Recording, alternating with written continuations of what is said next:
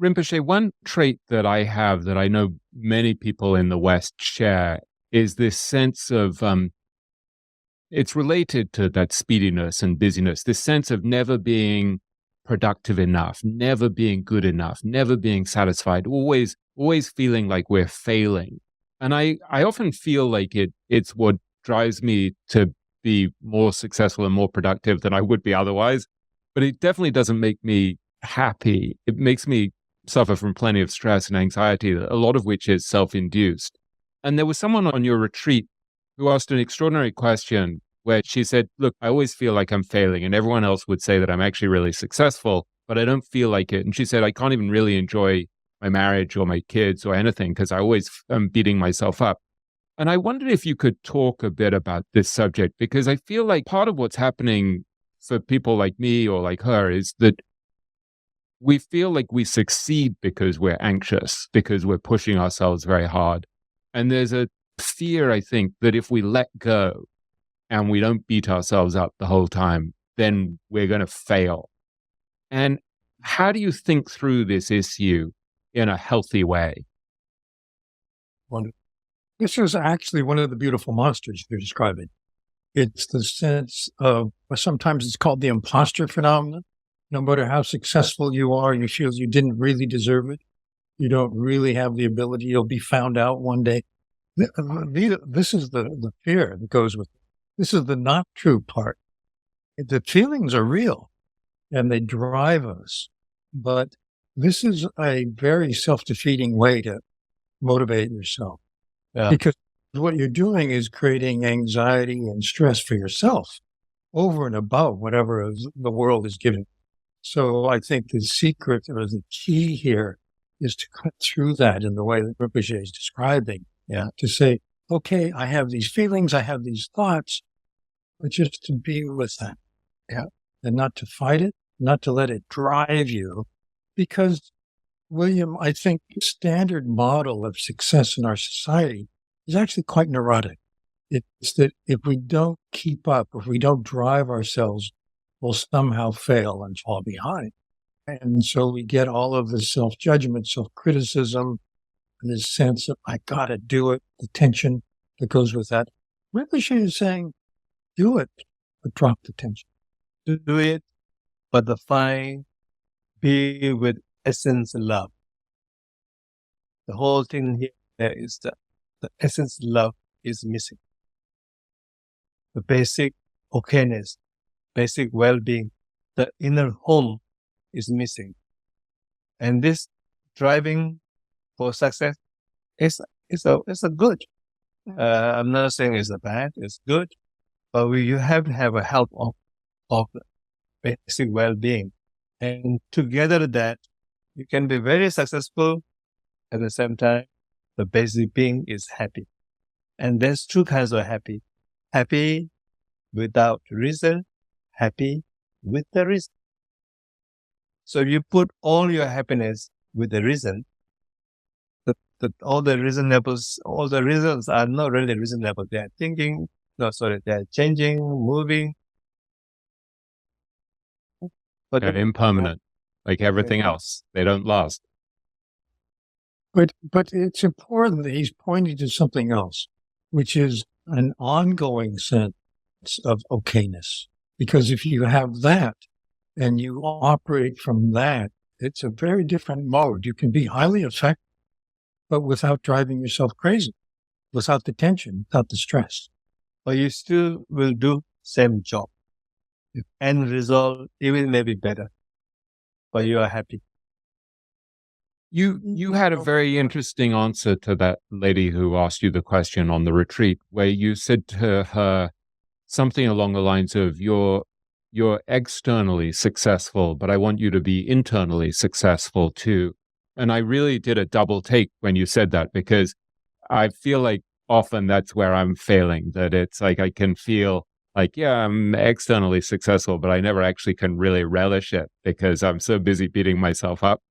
And so how do you tap into that sense of what you call essence love, this, like in practical terms, because it's a very vague idea, right? Essence love, which you define as this sort of sense of being just basic okayness for no reason. How do you, when you're dissatisfied with yourself and you're used to beating yourself up and thinking, wait, I'm falling behind, I should do more.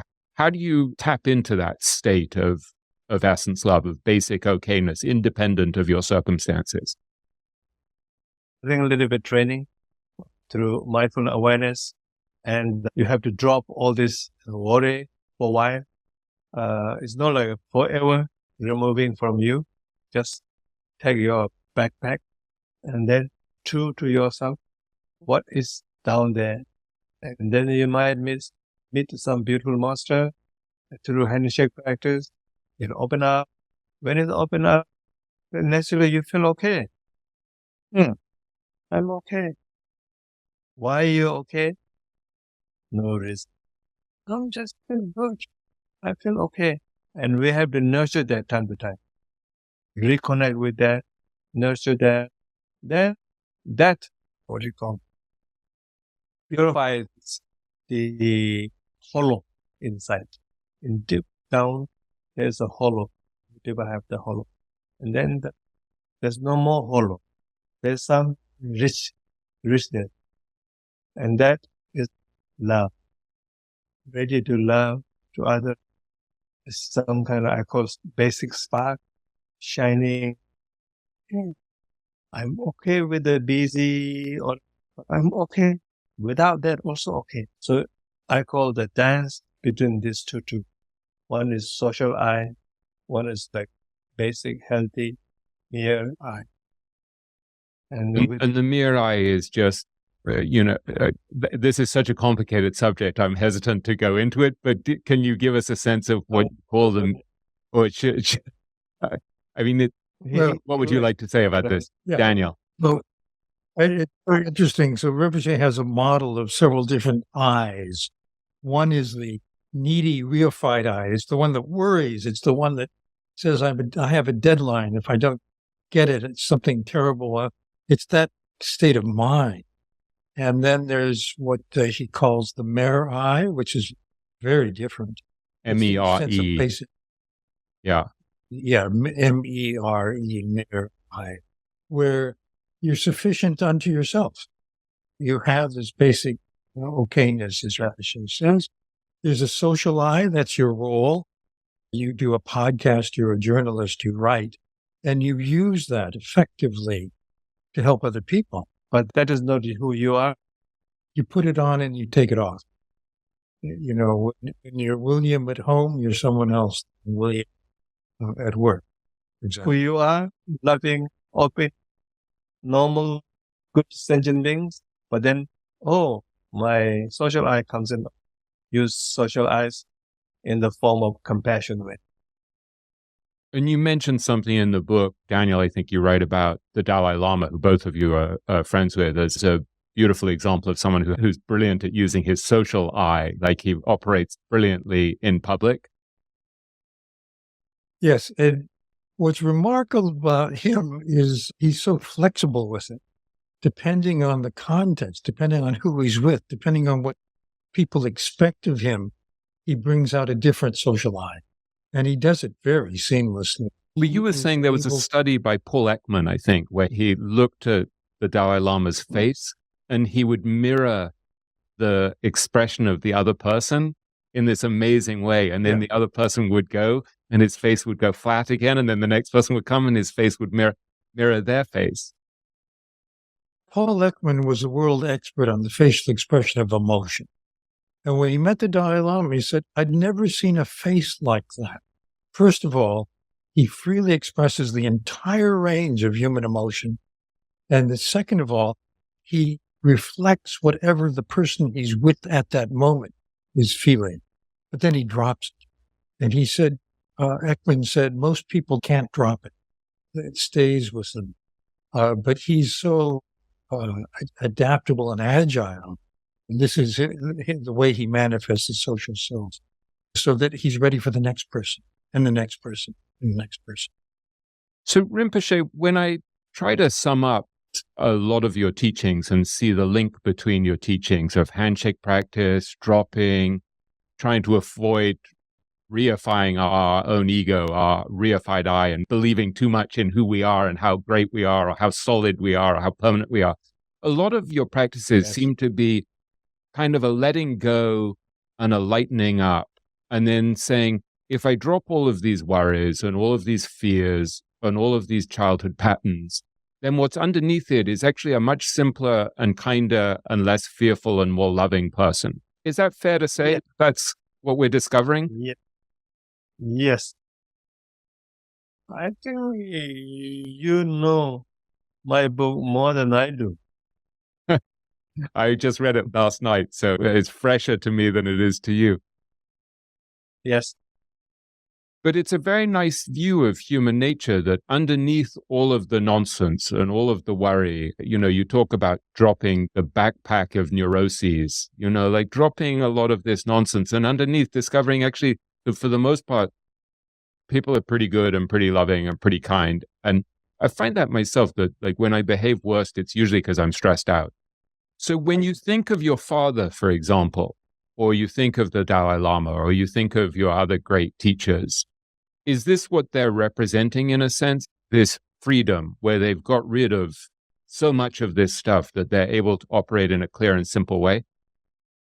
Yes, clear, simple, and they're there with the loving and caring, but without baggage, without FII, without needy I. I need that, without this frozen mind, frozen subtle body, open, but radiant, ready to connect with you through love and compassion. And underneath, very simple, ready to respond, but not reacting. I think our problem is we react everything, whether we need or no need to react. But when you found that simplicity, openness with the essence love, you are like, like big tree, but leaves, everything moves. But there is some groundedness. And very open, emotionally not blocked, and loving emotion, caring emotion, all there. And the mind is not, repeating after the same problem again and again. So it's very fresh, open, and cool. They are like that. You write about, in your book, Carefree Dignity, which I was rereading last night, you write about being with your father in the last few months of his life and how he behaved. And you said he always held others to be more important than himself, even when he could hardly take one step on his own. And there's a lovely description of how someone would come to visit him and he would get his helpers to sort of hold him up by the window so he could wave goodbye to people, even when he could barely walk. So it seems like compassion is a very big part of this, that when we're not so frightened and so anxious, a lot of compassion comes out. The original compassion come out, because with the compassion is not always pleasant. Compassion is dealing with suffering. Loving kindness is connecting with the happiness of others and yours. But the compassion is really trying to eliminate suffering. So when you engage compassion, there's a lot of stuff comes to you. Oh, like too many sadness. Oh, I cannot help the whole world. What shall I do? I just help one person. It's not good enough. I want to. There's so many baggage come. At the end, you paralyze. But you're not helping one person. You're not helping the larger world also, because you think there's so much to you. So you become frozen. But these yogis, they know how to let it go, the frozen. There's good science about this too, by the way. It turns out that compassion means tuning into the suffering and pain of someone else. And what very often happens, for example, in nursing, there's a lot of burnout, compassion fatigue, because people get a kind of contagion from the person in pain. They take it on. They don't know what to do with it. So they handle it by tuning out. And in the helping professions, this becomes a kind of cynicism. The alternative is what Rinpoche is talking about with his father and people like that, who are able to bring love. You know, when you have a little kid who's having a meltdown, you love the kid. And so you're willing to stay with them in a loving way during the tantrum because you know they'll recover and you love them. And it's a very similar situation. And this is what the science shows, if you can bring compassion and love and not just try to handle your own pain, but really care about the other person and be with them in loving way, changes everything. I think we believe there's some liberation within yourself. Then that naturally brings compassion. And then that compassion is, we call fearless compassion. I think the fear is, I'm going to be overwhelmed by the other person's suffering. Fearless compassion is, I don't care. I love them. I'm here for them. You used the phrase a minute ago, Daniel, when you talked about tuning in rather than tuning out. And I feel like with a lot of, there's a great line from the poet Wordsworth where he talks about the world is too much with us. And we're sort of overwhelmed the whole time. And I find myself sometimes in the evening just being like, God, let me just sit here and watch something dumb on Netflix or something. And it's tuning out. And likewise, when things are, you know, when you feel that sense of hollowness, Rinpoche, that you talked about before, you know, it's like, okay, let me just eat the 23rd piece of toast or whatever to try to fill the hollowness. And it sounds like what you're advocating in general is, instead of tuning out, kind of tuning in and being aware of your emotions, being with your emotions, not hiding, but becoming more aware of what's going on and what you're feeling. Is that fair to say? Yes, and then you regulate yourself, how much you can do, how much you cannot do. And you know, maybe you have a capacity to do a lot, maybe, you know, small, but you're doing without guilt. And if you don't have a, you know, big capacity, then learn more, study more, practice more. Then you can do a bigger. It's not become discouraged. It's become a courage that, oh, my capacity is just, you know, like a 10. So I think I will improve 20. You know, just, you know, then one day I can do 80%. You know what I'm saying? Maybe not. Yeah. So when you have that sense of internal freedom, you're a little bit more available to help, and you're not beating yourself up so much. You're not suffering so much from guilt and shame. It is. Then you can help, because you're beaten all of that. You become paralyzed. So the world, at the end, then you have a good thought, but you cannot do anything. And one day you are afraid of compassion. Please don't talk about compassion. Cannot take it. Because you have a compassion, and because of compassion you don't know what to do, it makes you frozen. That is not right. You have to liberate those stuff.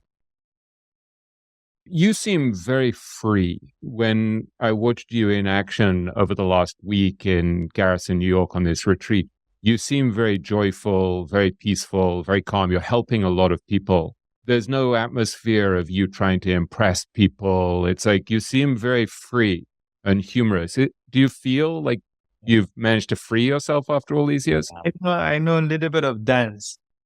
Can you say more? Dance between the, I don't know this, the relative and the actual, what it is.